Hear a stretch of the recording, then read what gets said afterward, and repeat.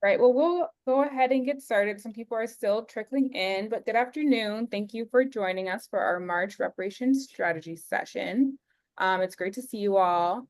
I will put our agenda for today in the chat. One second.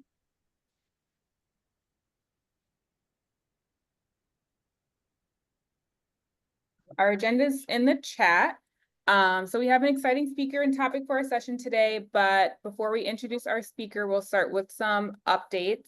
We typically start off with partner updates, but many of our partners are traveling and unable to join today. So I just have one update from Nkechi Taifa, who's organizing a national reparations rally in Washington, D.C. on May 17th. Nkechi, again, can't be here to join us today, but she wanted to remind you all to please join us at the rally on May 17th in Washington, D.C.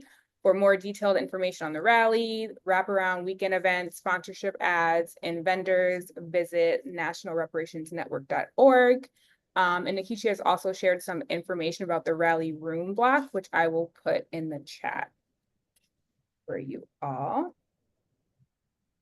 And I'll also put the link to the website to learn more about the rally. Again, that's May 17th. And then I don't believe we have any other partners on the call with updates to share today. So we will jump into our regional reports. I will start with Jean-Pierre. I saw you're on the call. Can you share updates on what's happening in the East and Mid-Atlantic region? Yes, I can, Bailey. Just give me 1 second. I'm sorry, folks. I'm traveling myself, but I just want to make sure that I stay within the 2 minutes so that I have my timer on. And here we go. So, just to give you the biggest update, I think we can all congratulate Washington, D.C. for passing their Reparations Commission. The bill is officially titled the Insurance Database Amendment Act of 2024. It establishes a reparations commission and also a reparations foundation fund. It survived the required 30-day period of congressional scrutiny. But just to give you a caveat and for all of you to be aware, Nkechi is concerned that the budget for the task force is going to be held hostage. So there will be some needed mobilization activity around that. The Braxton Institute in Maryland is working with the African American Redress Network on documenting the harm in the Lakeland area. The Braxton Institute has done a number of different panels and organizing on presenting on reparations in public education in Maryland and DC.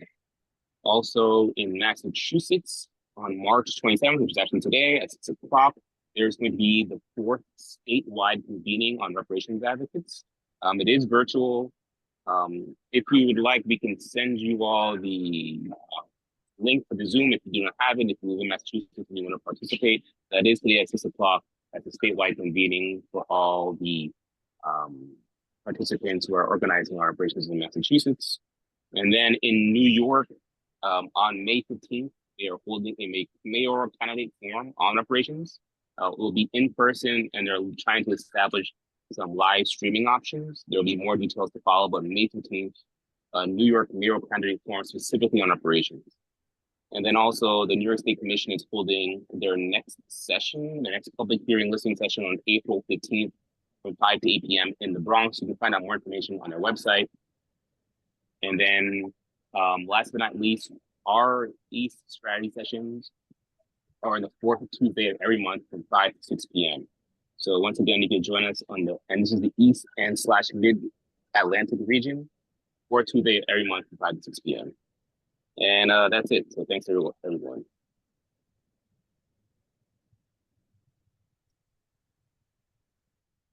Thank you, Jean-Pierre. Are there any updates from any other folks on work happening in the East or Mid-Atlantic region?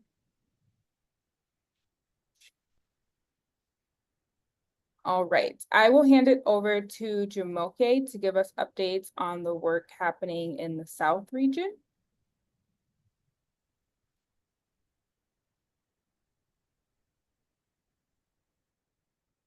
Greetings. We actually don't have a report from the South today. would like to invite anyone though who's in the South that would like to give a brief update of the work they would like to share, if there is anyone that would like to do so. I did just want to use this minute to announce a film that I've mentioned before, Acts of Reparations. It is being shown in some film festivals around. I'll put the information in chat. It'll be in Minneapolis, St. Paul, April 3rd and 5th. It'll be at the Atlanta Film Festival, April 26th. It'll be in Montgomery, May 9th, and Los Angeles, June 20th. And I'll put more information about that, those film screenings in the chat. Oh, and we meet on the first Tuesday of the month at 7 p.m. First Tuesday of the month at 7 p.m. when the South region meets. Thank you. Are there any folks on the call with updates from the South region?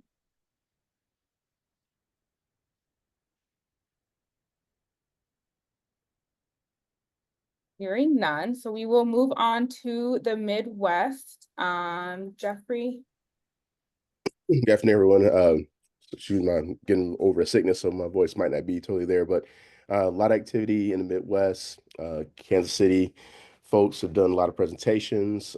They have they're also working with us, collaborating with Reverend Turner when it's in solidarity with his walks to Washington, D.C. Their commission is in the final stages to make a decision on the lead researcher. They're also working on their Educate to Reparate. That's still happening. They also have a KC Clergy for Reparations initiative going on. In St. Louis, they have a report that was given to the mayor and aldermen, and they're waiting to hear any kind of response about the recommendations of their report and recommendations. They do have a mayoral race, so they're waiting to see how that plays out. In Minnesota, they're St. Paul. They're working on the Minnesota Migrations Act. They have 5 state Senate sponsors for that, and they're also getting the RFP for their harms report out, along with one of their listening sessions for that. Detroit, they're in their final stages of their report. The report's going to be submitted in June. And they're starting another initiative called Hope and Opportunity Progress Everywhere, Hope Zones. Sounds like a really exciting initiative that they're getting started up there. And they have one of their local state reps help them with that initiative. Champaign got a lot of activity as well. We're working towards getting a commission approved through both city councils. We have a big event June 5th, town hall for the community to get behind that. On the state level, ADCRC, their next public hearing is April 26th in Southern Illinois. The one after that will be in Peoria in June. The harms report for that's due out for the state of Illinois is due out December 2025. In Chicago, there's several chief sponsors for the Enslavement Error and Redress Disclosure Act. There's been a lot of activity around that project as well. They're also thinking about organizing a walk in Chicago in solidarity with Reverend Turner as well. And then there's also some organizing around the Washington, D.C. rally on May 17th. They also applied for RFP for $10,000 to do some reparations lunch and learns. I think that's everybody. We did have Wichita represented there. There's some work being done in that community as well. And I think that's it. Wonderful. Thank you, Jeff. Any folks on the call with additional updates from the Midwest region? All right. And then finally, we have the West region. Our West regional leader, Davita, is not on currently. So are there any folks from the West with updates to share on the work happening there? Yeah, Gareth Young from Bear Regional Health Inequities Initiative, Bar High. So I have a update on California. So yesterday we had 2 bills introduced to the Assembly Committee. It's their first presentation. One is a bill that is being sponsored and authored by Senator Akilah Weber, our Secretary of State's daughter, Dr. Shirley Weber. And her bill is to establish once again an office, but she's not calling the office the Freedmen's Bureau. She's calling it by another name. The name is what she's calling it is the Bureau of Descendants of American Slavery. It passed yesterday. It did have another competing bill, and their author, tried to oppose it, but it passed pretty well. And then the other bill that was introduced yesterday is a bill by one of our assembly members. Her name is McKenna, and that bill seeks to reallocate a portion of all the home purchase assistance funds to first-time homeowner buyers, and is for the descendants of American slavery. And then the other bill that is already making its way through has been authored by a person out of Compton, represents Compton, and that's Assembly Member Isaac Bryan. And what his bill seeks to do is twofold. One, it guarantees priority admissions to American descendants of slaves. And if you notice, most of our bills, they're using that language this year. Mr. Bryan's intent on this bill is to have it make it way to the court. So he's welcoming the lawsuit that's coming through, because there's a feeling and some precedent that is saying that type of language, withstands scrutiny because it's not race-based. And I think that last year in the Prop 209 debate that went to the United States Supreme Court, Clarence Thomas concurred in his opinion that lineage-based stand, it's not a race, it's not a class, and it would withstand scrutiny. And I'll try to put an article on that in the chat. I used to have it so you all can see it. And that's the gist of what's going on in California right now. We're very busy. We have a few more bills that will be introduced later on this month. So that's where we're heading. Hi, this is Ariva too, from Los Angeles, and I just wanted to give the report. Alameda County, which is where Oakland is, one of the biggest cities in Alameda County. They are moving forward. They set up a commission about a year ago, but they are now in the process of using some students from Berkeley, and I gave some consultation to one of the students who is tasked with creating a framework for the commission, as well as to help them start thinking about what their harms report will look like. At this point, it looks like they're going to really focus on redlining and the impact of redlining on descendants of slaves in Alameda County. So Alameda County has a reparations commission, mostly lay people from the community, but they are really this year hoping to start taking public testimony and thinking about creating their harms report. So good movement in Alameda County. Wonderful. Any other updates from folks from the West region? Hi, yes, this is Bobby calling from Denver, Colorado. I reported out that our organization, the Denver Black Reparations Council, and our sister organization, which is the White Wealth Holders Reparations Circle Denver, Lottie's on this call. We are meeting with Robin Rue Simmons, and then a few days later with Dr. Alvin Tillery to learn from them about what defensible language they incorporated, especially after the lawsuit, and just really seeing what we can do as the Denver Black Reparations Council and for our fund and for our website to look at what language we could and or should change so that we are proactive in protecting ourselves. Another thing is, this is separate from my work with the Denver Black Reparations Council. I was working with Dr. Tillery also on some legislation to elevate around EEOC protections, especially with Trump's Project 2025 and the risk of him rolling back the Civil Rights Act of 1964. So really making sure that these larger companies are still collecting their EEO1 data, like on race, on sexuality, on disability, et cetera, and then doing an audit on that data to see, what the impact is. And so Dr. Tillery and I met with Senate President here as well as a couple members from the House, the State House of Representatives, to see if they could elevate it. Not sure how that's going to go because Colorado's their session is only 120 days. And I think when Dr. Tillery approached me with it, I think they were already like 60 days in.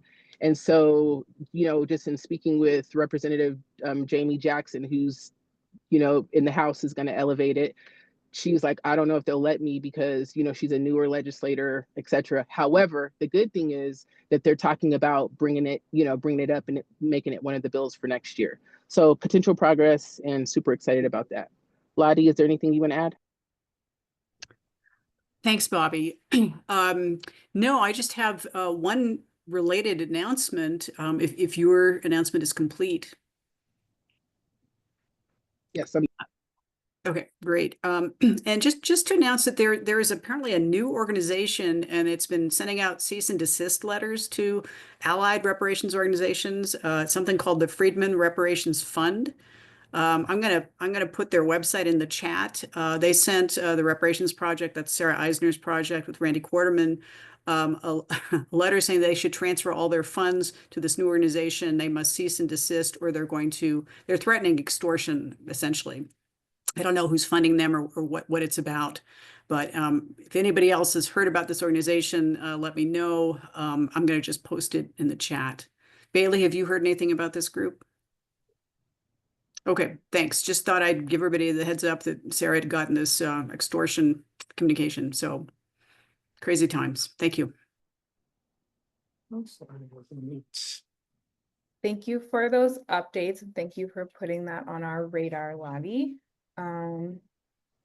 If those are all of our regional updates, we will move on to introducing our speaker for today. So I'm Barely excited. before I did put, I'm sorry, I did put the announcement in the chat. If anyone who's interested in the permanent forum on people of African descent, there will be a reparations strategy session. I'm working on that flyer, but I put one flyer in there, which deals with one harm area, and that is violence against women and girls, Black women and girls. It's happening, of course, with a lot of different folks, but we're focusing because it's the permanent forum. So the flyer's there, and I will send the one for reparations. There's also one on education and a bunch of other stuff. Anyway, I'll send those to Bailey. Thank you. And Thank you. I just wanted one quick announcement also. I'm not in the West region, but the California African American Museum has an exhibit up on reparations that'll be there through August. Will there be a time allotted afterwards for to speak, address after the speaker speaks, the guest speaker speak, the keynote, or do I ask questions now? We'll have time for Q&A after our guest speakers presentation. Thank you. I see Sister Lily X, you have a hand raised, and I also saw Matisse Mason had a hand raised. Yes, this is just a kind of house cleaning update for the general reparations community. One of our organizations was hacked, and so a link went out. I don't know if Brother Lauren Russells is on the call, but that happened at Black Roots Alliance out of Chicago. So if you did receive an email about like a RFP or a bid that came from Gabby Green, who is their director of research and training, that was a phishing email. And so it did go out to a lot of people that were in their network, or I guess on her email contact list. So I'm just letting everyone know that that did happen. And if you got that and you click the link, you should change your password immediately and get a VPN if you don't already have one. Hi, this is Matisse Mason with the Tulsa's Beyond Apology Reparations Commission. And we do have some exciting news. On April 6th, our mayor is slated to give us his response to our presentation or our offer for reparations. So he is supposed to come back with an offer on the 6th with a budget so we can move forward with, issuing the reparations out. So I'm not the official person for Oklahoma or Tulsa, but in lieu of that, I'm still wanted to make sure to So you guys to keep us in your positive thoughts during that time so we can get, really advantageous situation for our descendants. And it's the descendants of the 1921 race massacre. So we're excited about that. So keep us in your positive thoughts. Thank you all for all these great updates. So much exciting work happening. So now we'll move into today's discussion on building community voices in the reparations process. So I'm excited to introduce George Greenidge. George Greenidge Jr. is a Democracy Visiting Fellow at the Ash Center for Democratic Governance and Innovation at the Harvard Kennedy School. He's a PhD candidate in sociology at Georgia State University, where his current research focuses on the economic development of Black geographies, and the impact of government displacement policies and gentrification on its residents and minority-owned businesses in urban cities. George has served in several capacities throughout his career in the nonprofit, government, philanthropic, and education fields. And in his capacity as a nonprofit executive, academic, and consultant, George has also pursued diversified partnerships with national and local policymakers, foundations, high-wealth individuals, corporations, and nonprofit leaders to support his community development work. I will now hand it over to George to share more about building community voices in the reparations process. George, do you want me to pull up the PowerPoint now? Yeah, that'd be great. Hey, everybody. Get that call and response. Hey, everybody. Hey. Hey. All right. Let's wake it up, man. It's 12:30, 1 o'clock, 2:30. You know, it's funny when Bailey sent this over. You're gonna push that way to the front. Yep, to the top first one. Okay. When Bailey sent this over, right? You know, us in the Northeast, you know, she said 12:30. You know, we think we're the center of the universe. And so I've been telling everybody it was 12:30, but guess what? I had to send a note out that it was 1:30. So provide me on that hour delay and so forth, but I'm really glad to be here. As you know, my name is George Chip Greenidge. I'm from the Cambridge area in Boston area. I have 4 generations on both sides in that area from people and so forth. And I went to school in Cambridge. My family's from Cambridge and Boston. We have West Indian background. We have, I was just on a TV show called Story of the Stage, where I did my ancestry.com with my family members, with my mom and dad. And we found out that on my mom's side, because she did not know who her grandfather was, that through DNA evidence and so forth, we found out that my family also hails from not just Virginia, but also the Herd Plantation in Georgia. And so this was kind of reckoning that we have kind of realized that, you know, there are many different in our background and just how we are as people, looking at our background, our grandparents and so forth and all that. What we're going to do now is just go over is that today, I'm a fellow at the Harvard University at the Kennedy School, and she's scratching up my my thing. Hey, what you doing, Bailey? I'm so sorry about that. I don't know why that's happening. I apologize. Okay. Just go to the next slide.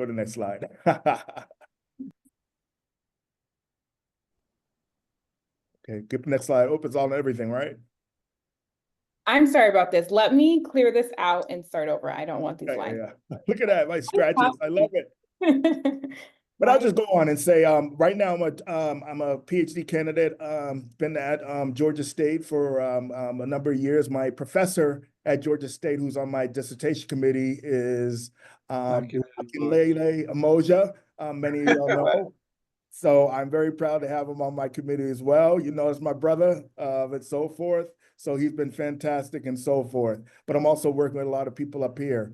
After the pandemic, I was able to come back to the Boston area, and I'm really glad to be back. And I was able to get an appointment at Harvard, and it was only supposed to be for 1 year, but now I'm here in year 3. So I just want to share that as well. I also run a nonprofit by the age of Greatest Minds, which brings together young people, Black young people, about trying to get their role to college. And I've been running that for several years. And I just wanted to highlight that work of the power of convening and also working closely with government agencies, corporations, and so forth. We can go to the next slide. Okay, that's just me and my background. Let me tell you about the Ash Center. The Ash Center is about looking at democratic governance and innovation. And so one thing that we try to do is to look at equal and inclusive ways that we talk to each other and also about self-government. And so it was interesting when I came over to the Ash Center 3 years ago, I brought the whole discussion around reparations, which has been an open concept and support of them, is that how does reparations in government and having that whole conversation fall into the whole piece about democracy and government and self-government. And so it's been an opening eyes, and I've been able to really be able to push along with Professor Allen and also Professor Muhammad as well, who was just here, but just went to Princeton, to really bring those kind of discussions here at Harvard University. Next slide. Okay. I've originally I served on the City of Boston Reparation Task Force. I also been working closely with the new Freedmen. Let me get this right. City of Cambridge American Freedmen Commission, and also the Harvard Legacy of Slavery Initiative. And so today, what my talk is about how to bring community voice into all these kind of discussions. Now, for someone that's been on the outside and someone from the inside, it's been very close since I've served on the reparation of City of Boston Reparation Task Force for 2 years. That's been one thing that has been something of a discussion point. And so today, what I wanted to share from watching these three kind of initiatives is how that we can really start to include community voice inside of these processes.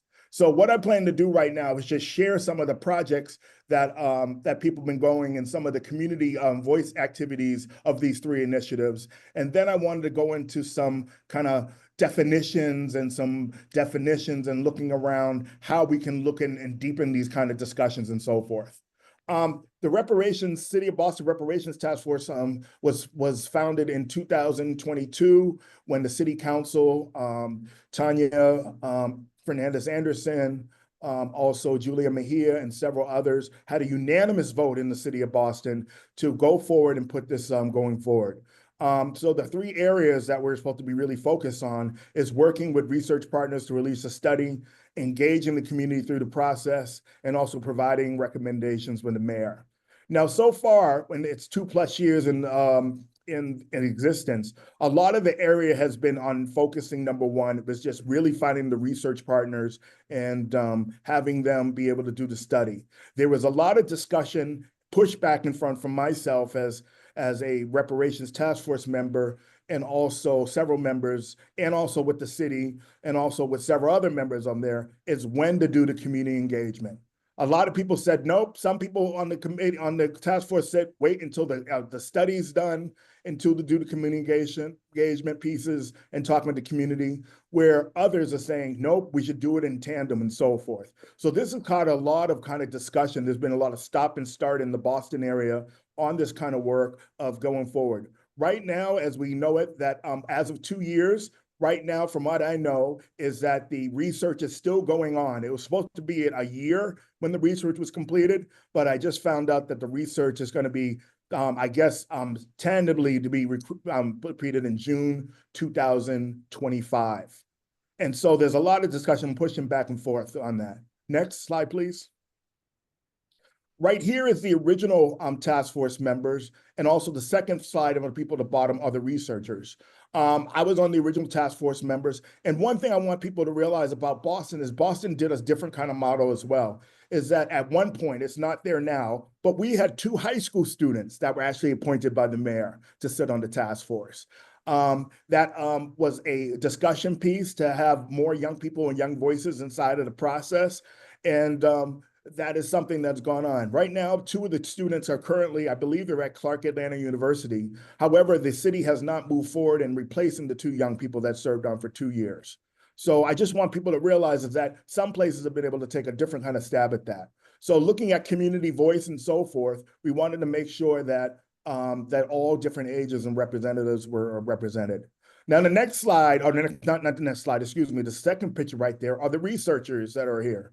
We have researchers that are doing from 1630, I believe, to 2020. I'll say 2020. And they have 5 different areas of research, one in the 1600s, one in the 1700s, 1800s, 1900s, 2000s, and those kind of ranges. And we have Tufts University that will be handling 4 of those studies, I think 1600 all the way up to the 1900s around that area. And then we have Northeastern University that is handling the 1900s to current day. And so right now, from what I know, is that both are still in the process of, they've done community reports maybe the last 2 months, but still compiling the research. The next slide. Here, I wanted to highlight just some here. I just wanted to highlight that before I go into the next piece, is that the city of Boston has, through a lot of pushback and a lot of things with myself and several members, is that we've decided to kick off a community grants program. And let me tell you, it wasn't warmed up when we first initiated it or tried it up. It was kind of put on the back burner. The city didn't want to do it. Several of the staff members of the city of Boston didn't want to do it. But I think when push come to shove, and then when it was time to really start looking at what the work was, at the end, they said, okay, we had some money left over to actually be able to do that. And so we put out over $70,000 out inside of the community to have the community start talking about ways to be involved in the process. Because as you know, when you get Black people and people ready to move, you got to move now. And so when you tell them to wait and wait and wait and wait, it brings up a lot of different things because you got to mobilize on the energy.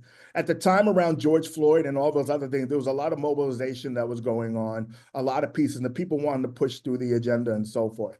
There in this picture, I want to let you know that there's Mayor Wu, who's our mayor, and several of the task force members, and also some of the bottom picture on the bottom is several of the city councilors that were part of the pushing the legislation going forward.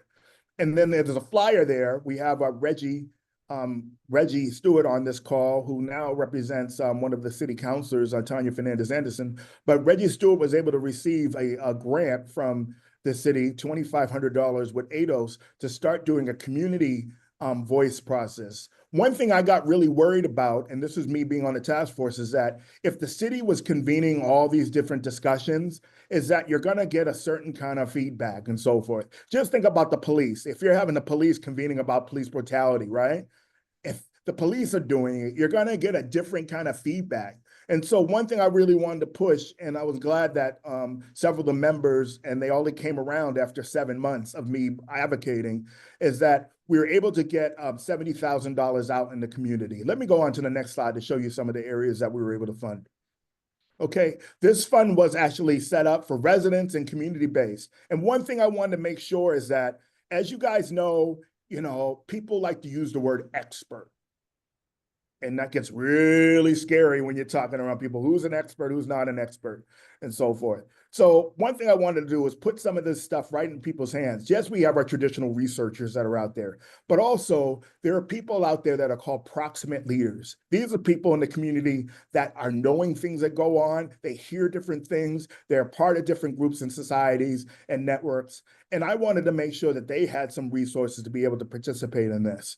And so we broke it down into 3 different areas. One was history and research grassroots. One was storytelling and public education. One was community engagement and oral history. And these 4 areas, we were giving out grants from $1,000 to $2,500 to community groups, people, and also individuals.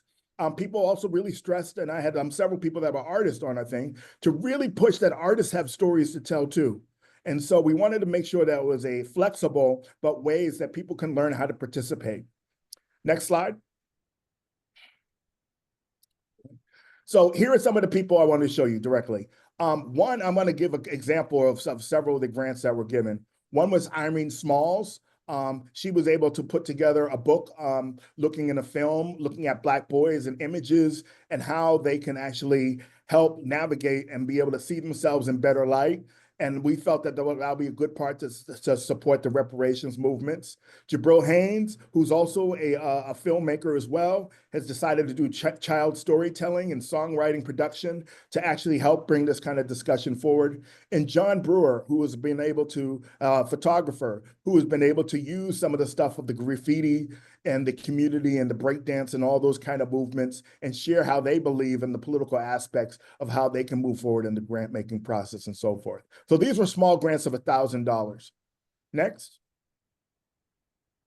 The next is that some of the traditional community-based organizations also received funds, and they were doing things around convening, just like ADOS, Boston was doing with Reggie on there. One of the areas is that the Freedom House was deciding to start to do archiving community voice and community listening sessions and individuals capturing the voices and so on. So hitting Jamaica Plain, which is part of the Jamaica Plain Historical Society, also wanted to look about slavery and the long history of slavery in the Jamaica Plain neighborhood and have different ways of how to get more communities to talk about it, but also start developing their own community tour around that area.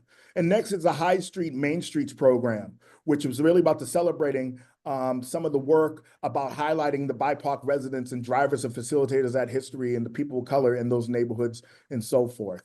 So another thing, which was also a stressing point for me, is that when we did bring up some of this topics about people's voice, and one point I think the city wanted to actually do a lot of the archiving of Black voice regarding people's harms and so forth. But I thought that wasn't the right necessarily area that the city should be doing. I thought that the community should be able to be the person like the Daughters of the Dust and Spike Lee and be able to hold those things in their hand. Because when you have community members that are doing that, you're going to get a different story compared to what other people. They're going to get their brothers or sisters, their aunts and uncles, all these different other people to participate in these things. That if you were a city of Boston or some kind of agency, you're going to get a different kind of response. And so that's one thing that we really wanted to push the grassroots program strategy. Next slide, please. Here are another couple of other organizations that received it. Roxbury had a garden where they decided to, community garden, where they decided to start holding community convenings in there to talk about the things that are neighborhoods and how reparations can help the neighborhood. Reclaim Roxbury decided to look at some of the different ways and strategies that the legacy of housing policy has affected and so forth. And also our community neighborhood newspaper also wanted to jump in and be able to do some discussions in Roxbury, Mattapan, and South End and talk about home buying and home selling. And so here are these small grants that we were able to give out for the community to start taking these discussions and not necessarily having the city of Boston being the main convener of these kind of discussions as well. Next slide. Okay. So I wanted to share that, and I'm going to share two others, and then we're going to get in some, as a teacher and as someone in the field of sociology and race and urban studies, I'm going to get a little academic after I introduce these other two pieces. The next piece is the City of Cambridge American Freedmen Commission. Now, this was founded in 2023 by the City of Cambridge City Council. Quite interesting as I look at this one, and I also go on to Harvard University. I want all you guys to realize that all these initiatives are within 3 miles of each other. Can you believe it? 3 miles of 3 different reparations efforts that are happening. And they're one's from a large city, one's from a smaller municipality, and one's from a university. And this is very much echoes some of the stuff that's in Evanston, is that Evanston has Northwestern there and so forth, and how some of these universities like Princeton and also Brown University are starting to have these discussions. So I wanted to add those pieces since I'm at Harvard and also been working with those agencies to add that kind of piece so we can kind of look at ways how the community is getting engaged and so forth. Now with the American Freedmen Commission, you got to give it up to Miss Saskia over there, who's really pushed the city of Cambridge to really stop and think about not just doing a task force, but to do a commission first, all right? And also, I think this is the first commission where it's really focused on American freedmen in the language, okay? In the language, meaning that you are a descendant of enslaved people. And this is really important because this is one of the first things. Now, the city manager at the time, who's now still there, let me just go down next slide. City manager's right there, and also the young lady right there is Miss Deidre Brown, who is the director of equity and inclusion for the city of Cambridge. What they decided to do is not necessarily for the first year, and the city manager kind of beat himself up on his own thing. He's that he didn't move fast enough on this. It's been a year and so forth. But what they decided to do was slow down and not necessarily just form the commission immediately, but they had 5 or 6 community talks with community members and selected people and so forth, just to really slow down and make sure that they were doing this right. And so that got flack from different community members and so forth. But right now, as we talk in the next 3 weeks, they're actually postponing and asking people to be members of this new commission. This new commission will have 15 members that will be able to be seated by the end of April, and they will start on their own progress of starting to redress the harms in the city of Cambridge and information like that. And then also they have an executive director that will be also be that they will have on that strategy as well. So I wanted to get that one. I wanted people to realize that some places not necessarily just jump off and do a task force, that some people have started off. And I think the city of Cambridge said, we're going to skip all that piece about a task force, and we're going to really put our feet in the ground and say, we're believing in a commission and so forth. Next slide. Harvard University Legacy of Slavery. This was a big splash in 2022, where Harvard, over the last, I think, 3 or 4 years, was compiling just different kind of research on how Harvard was complicit in slavery. And the things that they really broke up was that Harvard has direct ties to slavery, Harvard had financial ties to slavery, and Harvard has intellectual ties to slavery. And so they had 7 different ways that they were trying to approach this, doing things with HBCUs, really working with descendant communities, and also doing a memorial on that. Harvard has also decided to pledge over $100 million in endowment to support this to support this initiative. And so they put so forth and all forward. And right before that, as I go to the next slide,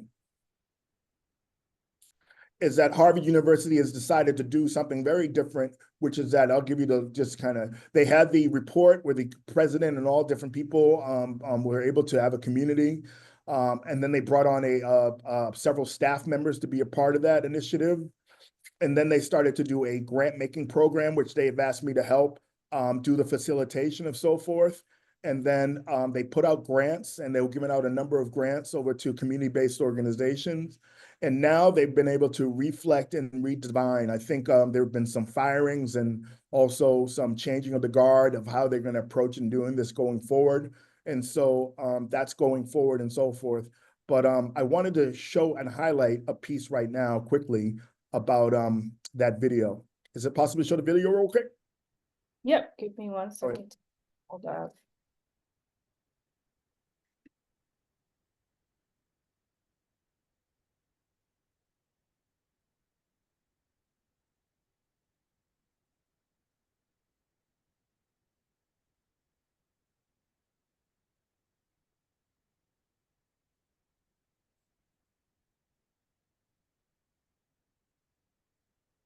No sound?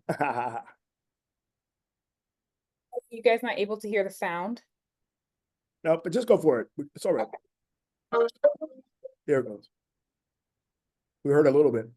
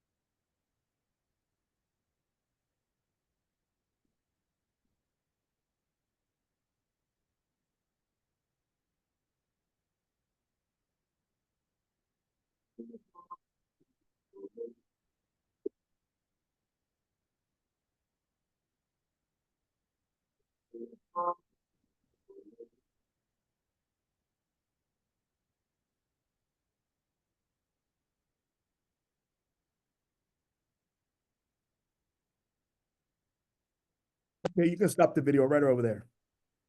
Sorry, I didn't have the sound ready, but it's okay. You got the pictures and so forth. We can go back to the slides, please. So this was a partnership where they brought over together 125 people to talk about ways of how to work collaboratively to think about reparations and how it would look. So people joined up in teams and started sharing ideas and gave different ways and started doing presentations and so forth. So that was one strategy of Harvard University, trying to get more people to be involved in the process and so forth. If we go back to the next slide. Yep.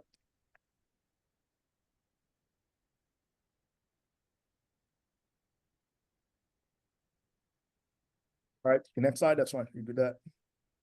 Okay, one thing to let everybody know is that I saw U.S. Congresswoman Representative Ayanna Pressley, and in January she said, I'm going to take up the work of Representative Jackson on taking over the work of reparations. And she let me know that. And as you know, she's in Massachusetts, she represents all these 3 different areas and so forth. So I just want to do a shout out to our Congresswoman Representative Ayanna Pressley for taking on the mantle of our Representative Jackson, who has passed, to be sure to make sure that we're able to push this thing forward. Next slide. Just want to give a shout out.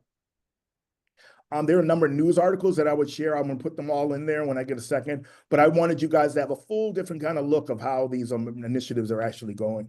So I made sure I put those in there.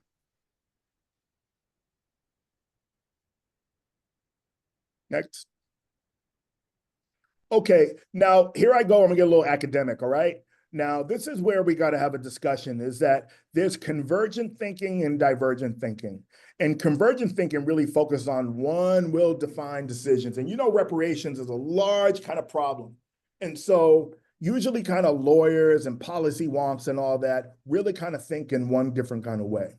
And now other people, such as artists and community people and people that are different creative and ways to think about, they think in different ways, it's kind of divergent thinking. So they think about their multiple ways to select the problem. Next slide. And so if you see divergent thinking on the corner, it's the question, idea, idea, idea. These are kind of creative people try to figure it out. And then here we go, convergent thinking. They think about the answer, fact, fact, fact. We need facts, facts, facts, facts, facts. And so I know when we do these kind of processes, when we involve the community and also get academics to start doing those things, these are the 2 kind of things that are going on in people's mind. And I want people to be cognizant of that, because in order to move forward on this, we're going to need both strategies to go forward. Next slide, please. Again, I wanted another show that is that convergent thinking is really facts, facts, facts, facts. And divergent thinking is really ideas, ideas, ideas, ideas. Okay, I give you the example is that the presentation at Harvard where they were working with community members, that was really looking at divergent thinking. Whereas when we look at reports from harms reports or something like that, we're really looking about convergent thinking. Now, I remember one of my mentors was Lonnie Guinier when I was at Harvard University, and she worked with a guy by the name of Scott Page, and she shared this kind of thinking and so forth. She said that a lot of times is that we always trying to think one thing is better than the other. And then she brought up a discussion about if someone was looking for a job and there were 2 people they're looking for and 3 people applied for it, just say John, Jim, and Jane, is that if there was a test, there would be 10 questions on the test. And that John and Jim got 10 of the questions right, and Jane got 4 out of the 10 questions right, they would say the natural ability, how we think in America, is higher than people that have 6 out of 10. However, she also contended that, you know, smart people always get stuck at the same place. You know what I mean? And they kind of stay in there and they think around the same places. But she contended is that if Jane got the 4 out of the 10 questions right, that Jim and John got wrong, why don't you hire Jane and Jim? Because having that 10 will be able to solve these very complex issues and so forth. And so I want us to start thinking about when we do these convenings in community, we got to be able to use both strategies in that kind of thought process and so forth. So I just wanted to highlight that. Keep on going next. All right. Again, another piece about divergent thinking. What are the possible causes of the problems? What are the possible solutions to the problems? And then convergent thinking. Which one cause should we resolve? What is the best solution to the problem? Okay. Next slide, please. Okay. Again, convergent thinking, well-defined problems, fine decision-making, analytics, so forth. divergent thinking, people that are like, let's explore this. Let's sit down, have some ideas around this. Let's learn and think about the concepts. So think about this as we always try to talk when we have these community meetings and so forth about what's the best strategy and best process, is that we got to think about both ways in order to get the question right in my philosophy going forward. Next thing. What is pluralism? And that's something that we're starting to talking about. As you guys know, in the reparations family, there are a number of community-based and organization and national organizations in doing that. And then we kind of get caught in sometimes the discussion, what is real reparations, what isn't real reparations. And so how can we all be able to coexist? This is pluralism, and be able to be in these societies, but also to have some kind of discussion of diversity of how to move that forward. So that's a kind of concept I want us to start feeling comfortable with all the organizations that I've seen and run, and many of the conferences I've been to. And I got to thank First Repair. I was so excited when I heard First Repair being founded and so forth, because it gave a family. And I thank all you guys updates there, because it made me think and made the people here. I'm like, I got to give up to Antoinette Edwards, who's now on the City of Boston's Reparation Task Force. It gives us a family to bounce ideas of. And I know Antoinette has a lot of ideas and knowledge and so forth, but it gives you other people to just, instead of us just sitting, City of Boston, City of Cambridge, Harvard, is that we need to branch it out and be able to have a larger discussion. 2 more slides, I think, keep on going. Another thing is that when we have these discussions, there's a discussion of definition called racial gaslighting, okay? It happens in community meetings, it happens all over, where someone doubts your reality about your perceptions and so forth. All right, next slide. So people usually say something like this: you're being too sensitive. Oh, it's really not about skin color. Oh, it's just like, that's what everyone else does and so forth. Oh, she's just another angry black man or angry black person. Watch out for those discussions and those pieces to stop conversations. Be able to hammer that down, because we need to be able to have people's data. People's data is rich, and it might come out in different ways. They might ashe, they might dance, they might scream, they might yell, they might roll on the floor, but we got to let people be able to share their strategy in this piece. Next slide. Of course, critical race theory. All right. This has been a theory that's been around for 40 years, and I remember him. I never had a class with him, but Derek Bell, Kimberly Crenshaw, Richard Delgado are people that really push the discussion. How can we even add, this is just a thought, the pieces about critical race theory into this discussion, about really looking at the legal analysis, and that it's all embedded in the legal systems and policies of the work that we do. Should we add that whole component into the work that we're doing around reparations? These are just thoughts going forward. Next. There's some people I just wanted people to know have been very monumental in the way my thinking. Bell Hooks, the way that she shares her thoughts and her stories, and being able to craft that with media and her own personal life stories. Faces at the Bottom of the Well, Lonnie Guinier, who was my mentor, and also Charles Ogletree, who was my mentor since 1990, and also critical race theory and forth. Next slide.